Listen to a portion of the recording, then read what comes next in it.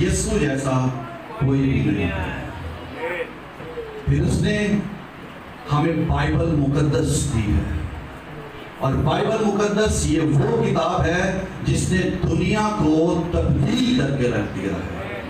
یہ خدا کا زندہ کلام ہے۔ ایک مرتبہ خدا کے بڑے عظیم خادم رینہرڈ بونکے سے کسی نے کہا، آپ کی یہ جو کتاب ہے یہ بہت پرانی ہو چکی ہے، یہ 2000 سال پرانی ہے، اب اس کی ضرورت نہیں ہے۔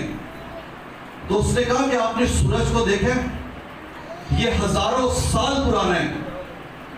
اس نے کہا sun is very old but sun is very hot. اسی طرح بائبل مقدس جو ہے، Bible is very old but Bible is very hot, very fresh, very new. خدا کا کلام ہر صبح تازہ ہے۔ یہ کبھی پرانا ہو نہیں سکتا۔